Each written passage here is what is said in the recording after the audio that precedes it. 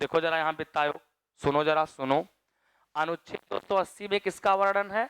तो आर्टिकल 280 में वित्त आयोग का वर्णन है। किसका? वित्त आयोग का वर्णन। और यहां जरा समझिएगा, वित्त आयोग का गठन कौन करता है?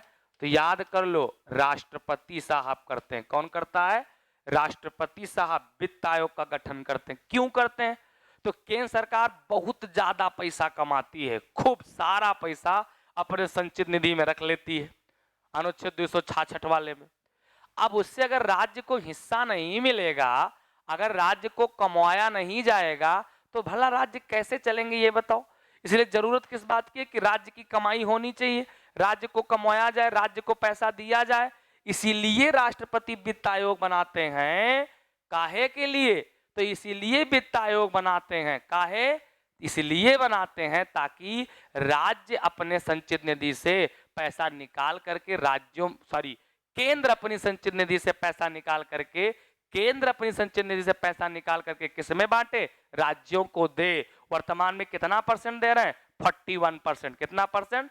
तो वर्तमान में 41% दे रहे हैं। 41%। समझ पा रहे हो?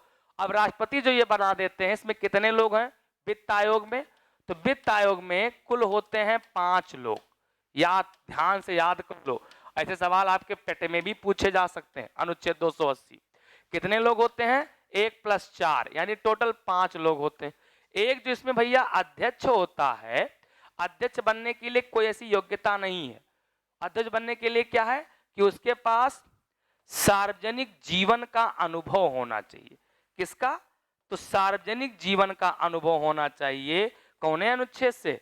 280 में इस बात का वर्णन है कि क्या बनेगा? वित्त आयोग बनेगा।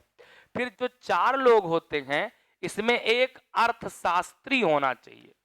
कौन होना चाहिए? तो एक अर्थशास्त्री होना चाहिए। एक कौन होना चाहिए? लोक लेखा का जानकार होना चाहिए। एक कौन होना चाहिए? लोक प्रशासन का जानकार होना चाहिए। भैया किसका जानकार? लोक प्रशासन का जानकार होना चाहिए। और एक और कौन होना चाहिए? हाई कोर्ट का जज होना चाहिए। क्या होना चाहिए? हाई कोर्ट का जज।